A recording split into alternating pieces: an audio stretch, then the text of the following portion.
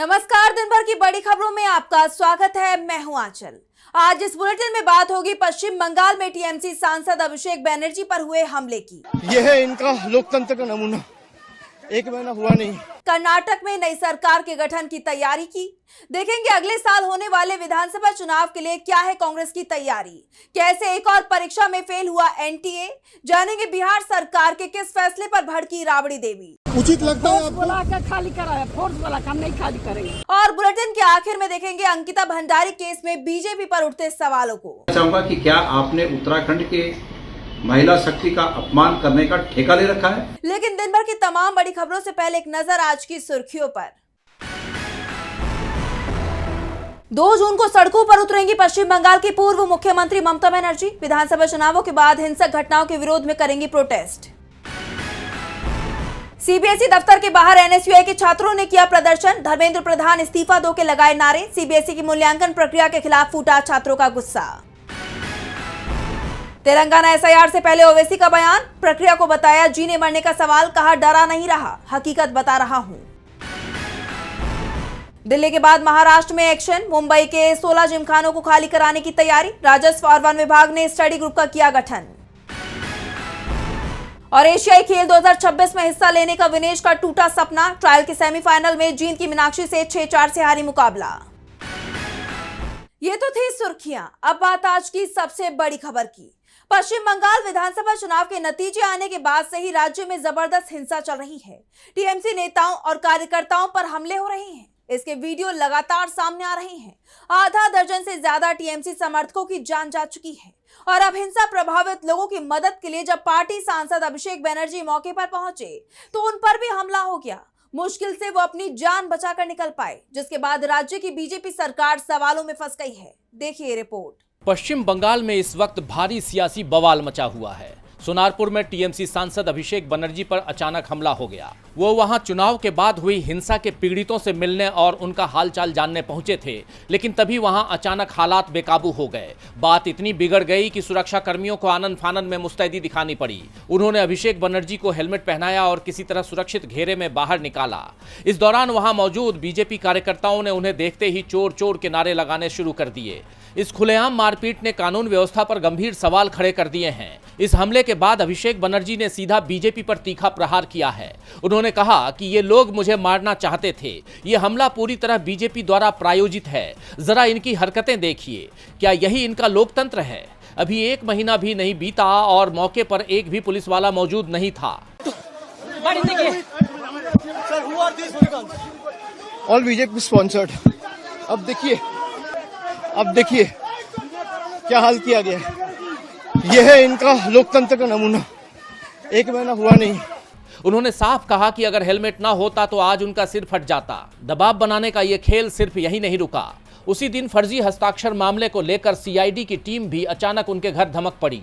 करीब आधे घंटे रुकने के बाद टीम ने उन्हें पूछताछ का नोटिस थमा दिया। लेकिन अभिषेक बनर्जी ने भी साफ कर दिया है कि वो इन सब चीजों से बिल्कुल डरने वाले नहीं हैं। उन्होंने बीजेपी को खुली चुनौती देते हुए सख्त लहजे में कहा है कि मैं पहले ही ईडी और सीबीआई का सामना कर चुका हूं। अब सीआईडी क्यों आई पता नहीं, लेकिन मैं किसी दबाव में झुकने वाला नहीं हूं।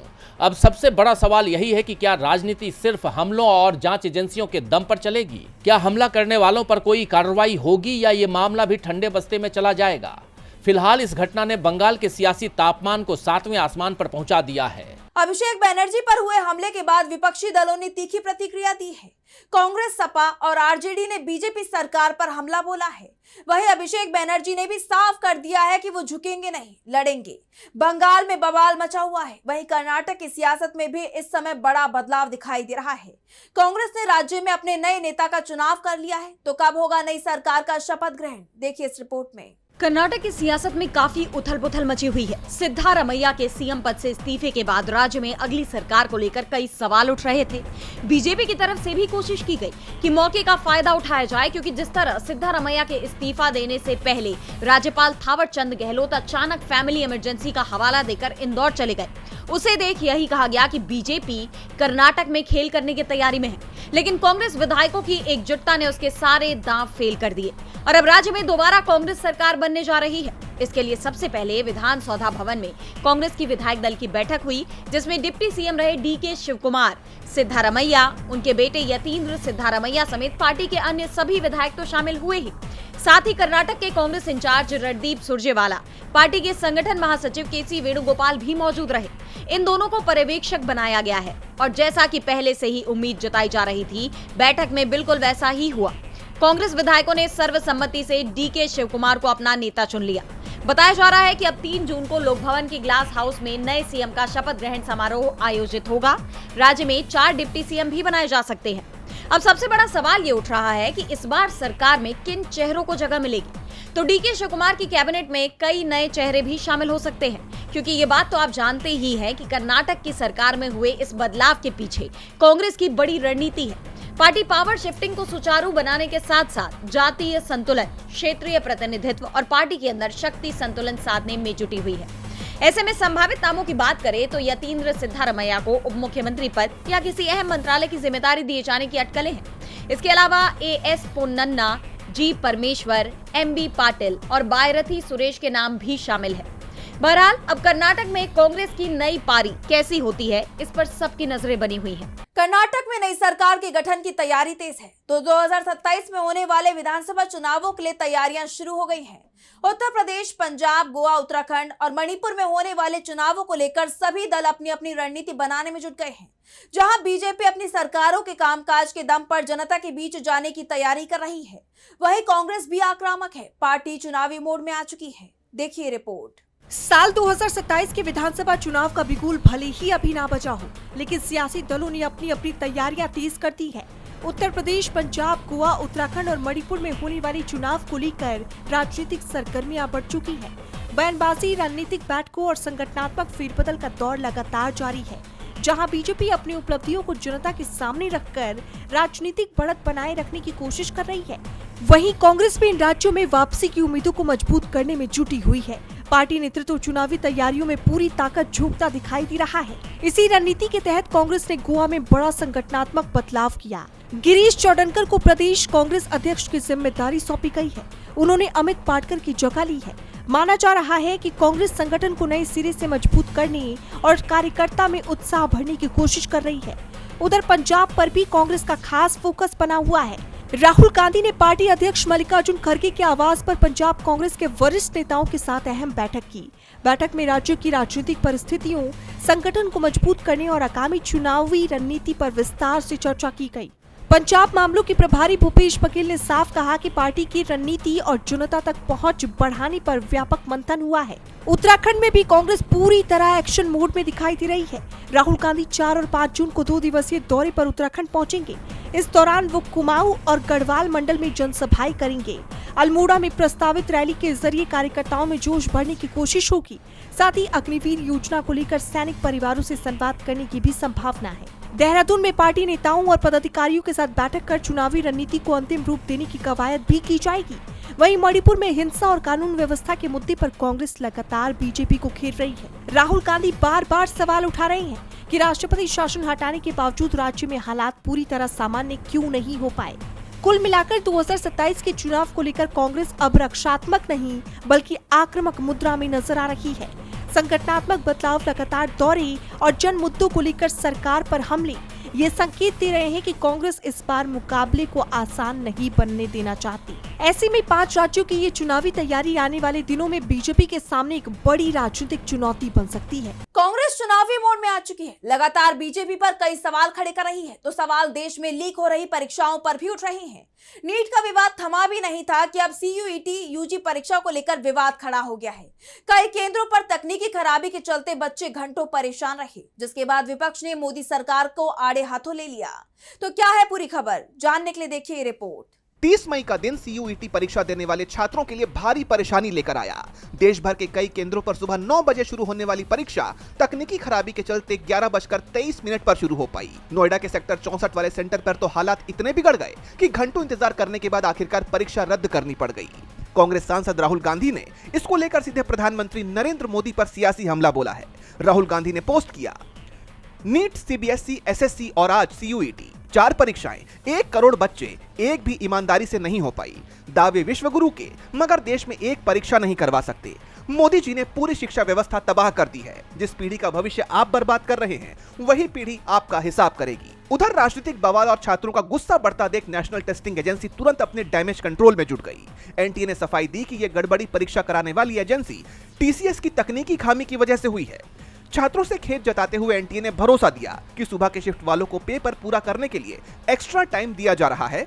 इसके साथ ही दोपहर की शिफ्ट का टाइम टेबल भी बदल दिया गया। दोपहर की जो परीक्षा 3 बजे से होनी थी, वो शाम 4 बजे होगी और इसके लिए एंट्री 2:30 बजे से शुरू की जाएगी। परेशान छात्रों की मदद के लिए एनटीए ने हेल्पलाइन नंबर और ईमेल भी जारी किया है।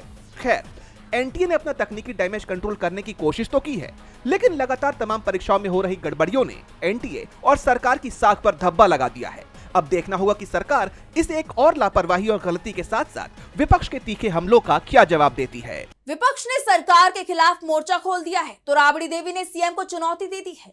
पूर्व सीएम राबड़ी देवी को बंगला खाली करने का नोटिस मिलने के बाद सियासी पारा चढ़ गया है।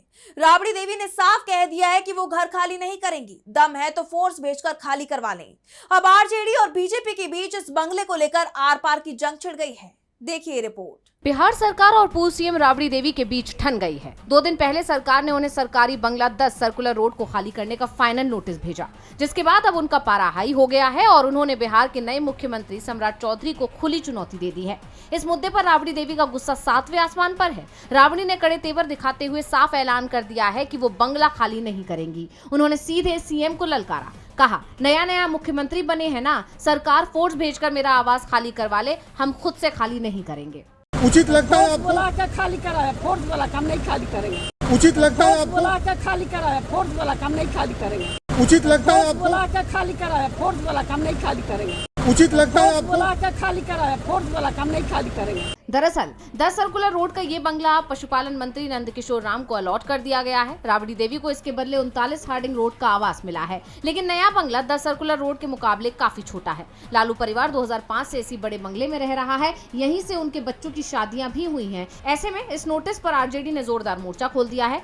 आरजेडी प्रवक्ता एजाज अहमद ने इसे बदले की राजनीति बताया। उन्होंने सीएम सम्राट चौधरी पर निशाना साधते हुए कहा कि सीएम ने नियमों को ताक पर रखकर डिप्टी सीएम और विधानसभा अध्यक्ष का बंगला अपने आवास में मिला लिया है। उधर बीजेपी भी हमला करने पर उतर आई है। बीजेपी प्रवक्ता नीरज कुमार ने उनसे पूछा, आखिर उस बंगले में ऐसा क्या छिपा है जो आप छोड़ना नहीं चाहते? अब बिहार में जंगल राज नहीं है, अगर कुछ छिपा है तो पुलिस खोज निकालेगी। बता दें कि नवंबर 2025 में भी राबड़ी देवी को ऐसा ही नोटिस मिला था, तब भी उन्होंने बंगला नहीं छोड़ा था और अब लड़ाई आर पार की हो गई है। देखना दिलचस्प होगा कि क्या सरकार सच में फोर्स भेजकर बंगला खाली करवाएगी। राबड़ी देवी के ऐलान से बीजेपी की चिंता बढ़ गई है तो वहीं यूपी में बीजेपी सरकार ने आम लोगों की चिंता बढ़ा दी है। यूपी पावर कॉर्पोरेशन लिमिटेड ने फ्यूल सरचार्ज के नाम पर बिजली दरों में बढ़ोतरी कर दी है। भीषण गर्मी और कटौती से परेशान लोगों के लिए ये फैसला महंगाई की दोहरी मार लेकर आया है। जहां एक तरफ विपक्ष ने इसे सरकार की वसूली करार देकर मोर्चा खोल दिया है, वहीं जनता नाराज है। माना जा रहा है कि ये फैसला चुनाव में सरकार पर भारी पड़ सकता है।